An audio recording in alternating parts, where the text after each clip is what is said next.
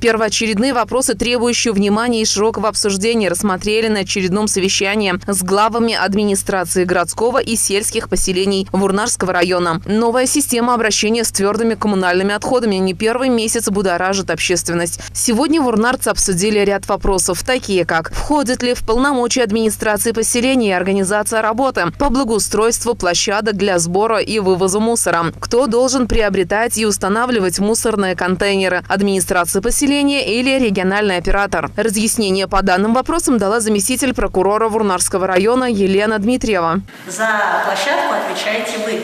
Осилите ли вы контейнер, я хочу сказать, на всех поселениях, потому что вы должны уведомить регионального оператора, вы давно уже уведомили, где у вас будет это накопление. Там должны делать площадки. Площадки должны соответствовать санитарным нормам. То есть твердое покрытие огорожено с 3 сторон. Подъездные пути должны быть для разворота автомобиля, насколько я помню, там не 3 метров, но сейчас брать не буду. Естественно, снег почищен, это целиком и полностью в жалобном направлении поселения лежит.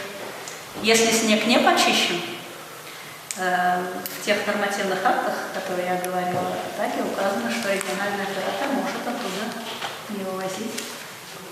Далее на совещании выступил начальник центральной бухгалтерии района Владимир Васильев, который напомнил главам администрации поселений об имеющейся задолженности по договорам аренды муниципального имущества. Начальник Вурнарской ветеринарной станции по борьбе с болезнями животных Владимир Матвеев затронул вопросы качества молока, сдаваемого населением, ознакомил с анализами, проведенными ветеринарной службой района. За 2018 год по Вурнарскому району исследовано 4246 проб молока. Из них 513 проб не соответствовало техрегламенту. Уделили внимание и регулированию назначения старост в населенных пунктах, формированию нового состава молодежной избирательной комиссии.